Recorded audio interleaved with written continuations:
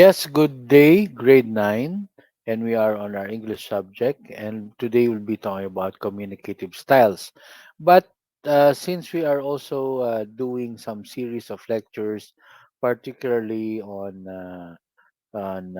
journalism, let me first show you this video. It may not be entirely connected to the communicative styles, but this is more of the added lecture for journalism. But this is only for as an introductory video for you to know and grasp the importance of journalism and its relation on how to deal with fake news. Okay, so sit back, relax, and enjoy, and please watch this.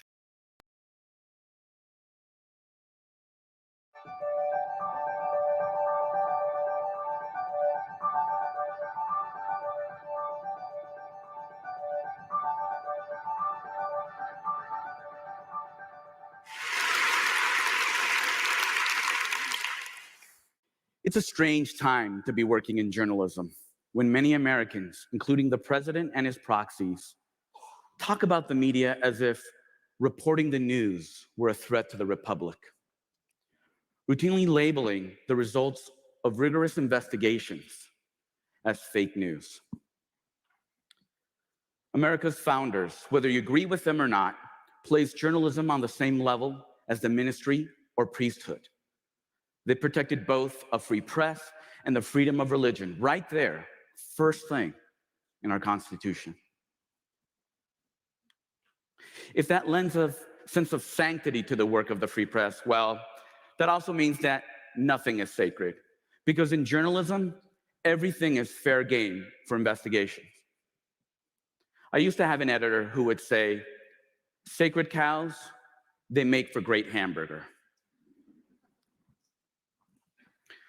To deliver on the responsibility that comes with that freedom, the force of state needs journalists to be accurate, credible, and most importantly, ethical. As a professor of journalism, I train my students to live up to those expectations, to give voice to the voiceless, to comfort the afflicted, and to afflict the comfortable.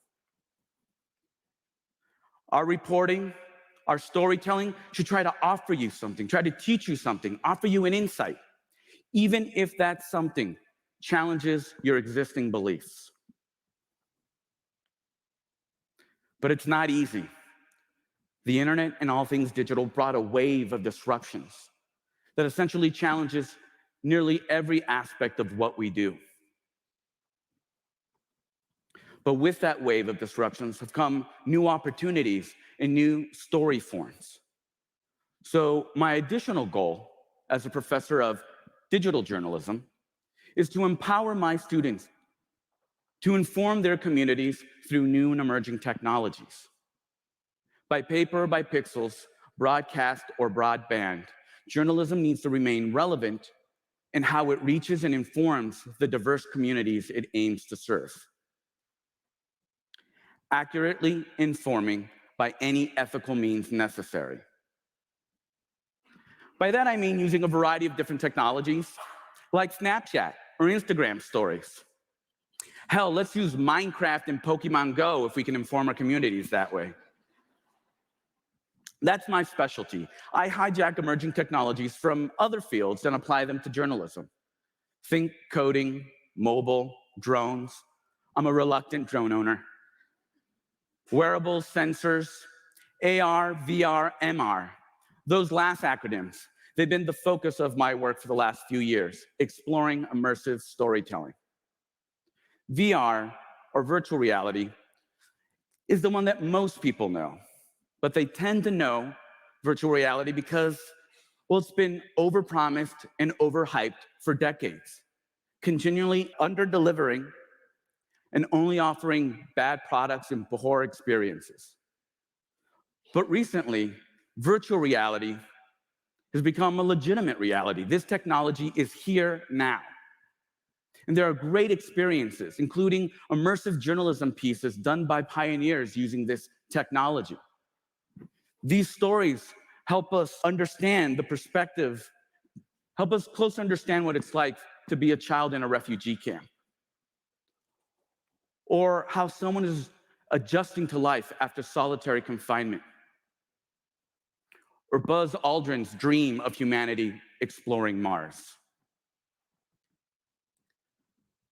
My students, we're standing on the shoulders of these pioneers as we too produce these immersive stories, like recreating a 30-foot storm surge that scientists predict could wipe out the Houston Ship Channel, or a recent project about California's largest lake, the Salton Sea, which is dying and quickly turning into one of the state's largest environmental disasters. We create these stories under the name journalism. See what we did there? A stupid typo was turned into our cute name, and we trademarked it. There's so much fascinating research around virtual reality and immersive technologies, how our brains accept this, how you can literally be put into other people's shoes, their skin, their gender. Talk about different perspectives. There are studies about how our brain believes this immersive world. It doesn't care whether or not we've crossed the uncanny valley. It just knows we've left this reality and have immersed it into another. A recent Google News Lab study found that we could be shifting from storytelling to story living, where we feel and experience these immersive stories holistically. But of all the studies that are out there, my favorite is the rubber arm test. Here, the researchers have you sit at a table and they block your arm from view with a piece of cardboard, and they place a fake arm in front of you. It looks ridiculous. You know it's fake. They tell you it's fake. And then they begin to touch your real arm and your fake arm at the same time. And nearly instantaneously, your brain adopts that limb. And to prove that point, the researchers, well,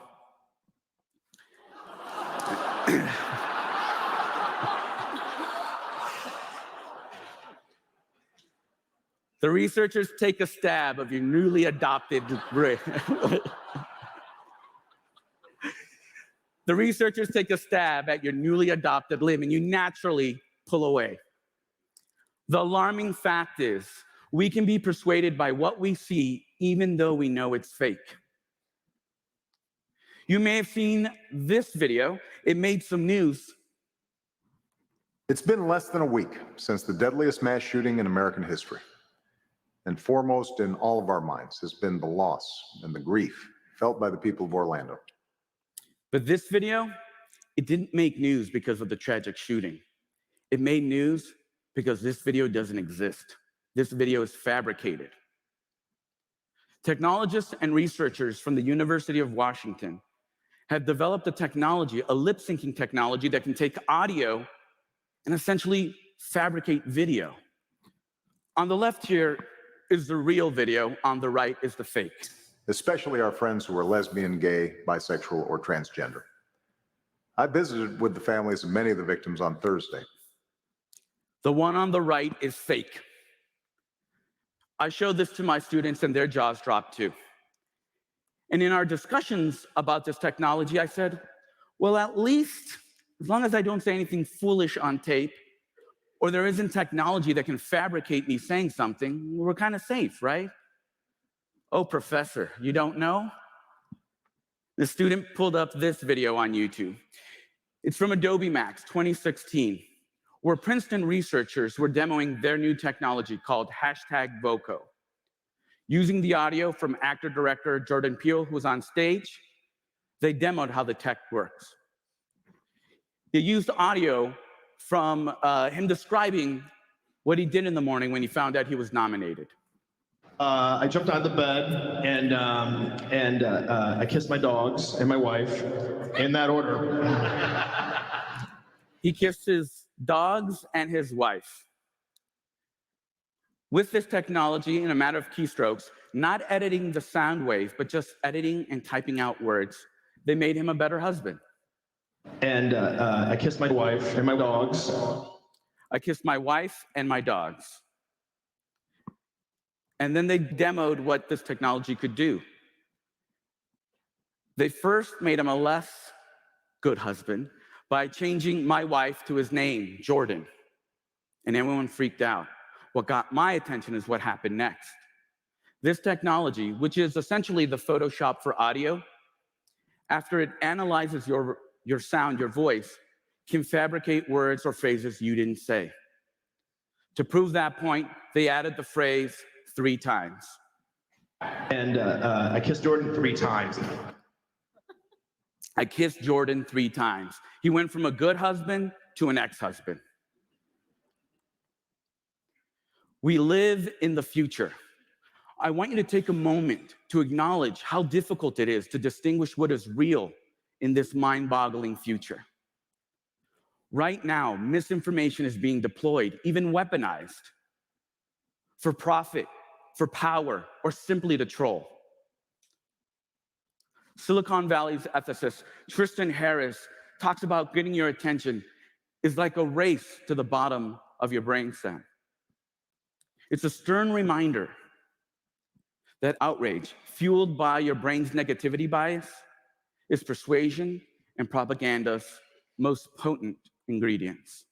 Fake news, or the accusations of fake news, is attempting to drown out accurate and ethically reported information. Take a moment to think about what's going to happen when this technology goes mainstream. And people try to use it, not when, not if, but when people use it for misinformation. It could be a lot more dangerous than just a rubber arm.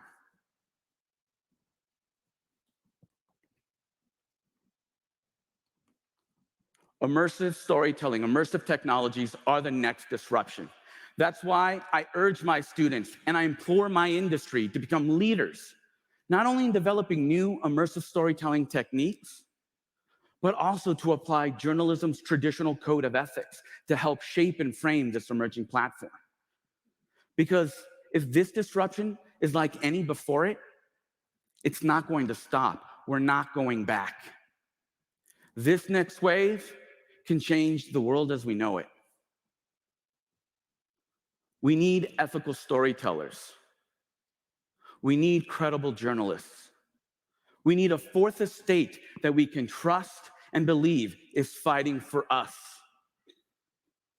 And we need you, de facto reporters, posting news and information on worldwide social platforms. We need you to become more critical media consumers. Because if you can be fooled by a fake Facebook post, well, you're going to have to be a lot smarter not to be fooled by an immersive story. It can sound kind of scary, but I have to admit to you, it's also really exciting. My students and I were excited at this opportunity to help develop the first drafts of immersive journalism and to help shape this future. These students are working hard because we believe, like America's founders believed, that a free press that we can trust is essential to a democratic society, accurately informing by any ethical means necessary. Thank you.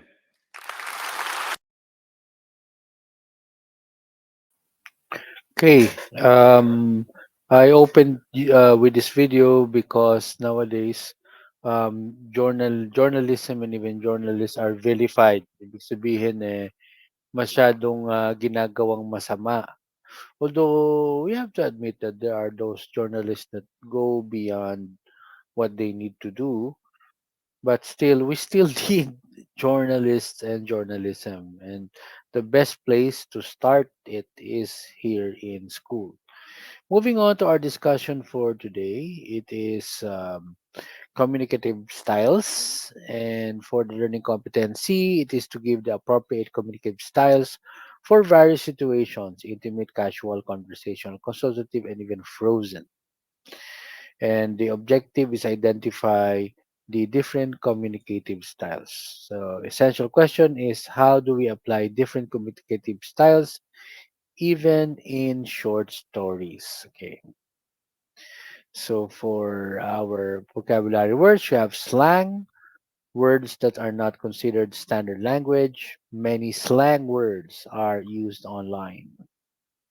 Abbreviation, shortened word or phrase, LOL, ROFL, or LMAO are abbreviations or phrases mostly used online and in text messages. I only know LOL. Now, consultative, meaning giving advice and giving advice. The administration creates a consultative committee. Next is symbolism, traditional signs to represent something. So we see symbolism in court procedures, which is true. Nangyari yan. And also procedure, series of actions in accomplishing something. Formal events follow a certain procedure in accordance to all practices. One, two, three, four, five. What are the words here that you are using, and what are the words here that you are not using? Hopefully, you can use in the future. Now, different types of communicative styles. You have intimate, casual, consultative, and frozen. Let's go first for the intimate style. Typically used for those with close relationships, such as boyfriend, girlfriend, husband, wife, or have known the speaker for a very long time. Usually has the following characteristics: use of personal language, codes such as terms of endearment, free and easy participation of both the speaker and the listener, high incidence of nonverbal communication such as gestures, facial expressions, and eye contact. So you have this example for that. Next, we go to casual communicative style, also known as the informal communicative style. Involves conversation between people who are familiar with one another or getting to know one another. Usually has the following characteristics: use of colloquial or slang words, and use of idiomatic expressions. And this is an example of casual this particular style. Bea grabs her phone and texts Rena right away. Girl, have you watched your latest dance practice video? Rena replies as fast as she could. Yes! It's so lit. IKR. And they all look so adorbs. I feel so attract, attacked. Bea text back. So I cannot uh, I don't know how to read this part. Maybe some of you would know. Okay. Next, communicative for this style is applicable for polite everyday conversation where uses standard rules, grammar, but does not necessarily require to be formal. Okay. And one of which is the frozen communicative style, not the film, but the style involves interaction that do not require change. Instances which are set by a particular formula or symbolism. Participants of this communicative style are expected to follow the formula as is. Includes common prayers, proceedings, for example, the recitation of the Pledge of Allegiance or the Lord's Prayer are examples of the communication style since they never change and should be said as is. So that's the frozen communicative style. Okay, so I think we have concluded our discussion for today and our integration question. How can knowledge be about communicative style help us communicate well? Well, basically, it depends on the context by which we are beholden. So again, thank you for your precious time, grade 9. And please proceed to Keeper. Do not delay the activities because if you delay it, it will compile. Thank you again. Have a nice day.